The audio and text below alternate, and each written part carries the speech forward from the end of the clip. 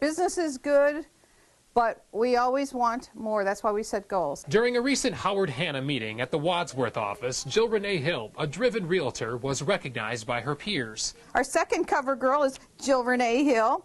Jill was very helpful and professional in helping me find my home. A mother of 2 children and a former nurse, Jill found her calling when she followed the footsteps of her grandmother and dad, started selling homes, and became a mega-million-dollar producer. I sell more than $4 to $5 million a year. But a health scare forced Jill to slow down last October. She woke up, her face feeling numb.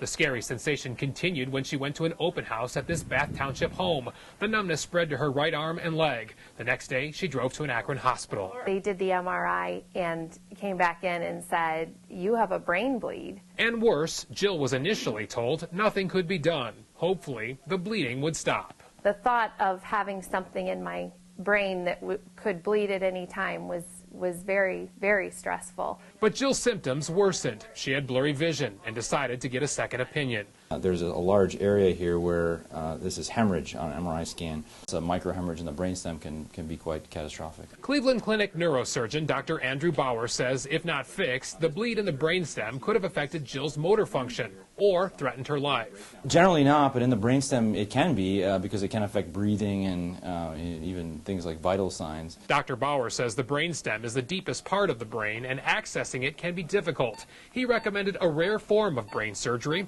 where Jill would sit upright during the operation. In order to get the lower part of the brain, the cerebellum, kind of out of the way and be able to access this area, we used gravity to our advantage. The surgery to me seemed worth it, but I was extremely nervous. The surgery was a success, a lesion removed from Jill's brain. Dr. Bauer says what Jill experienced was a form of a stroke, and all of us should be aware of possible warning signs. Anytime you're having neurologic symptoms, be that double vision, sensory disturbance, weakness of one arm or one leg, you want to seek treatment. Jill is back doing what she loves, selling homes, and doing so with a greater appreciation for life. When obstacles come in my way now, I sit back and say, I've had brain surgery. I can do anything. In Bath Township, Bob Jones, News Channel 5.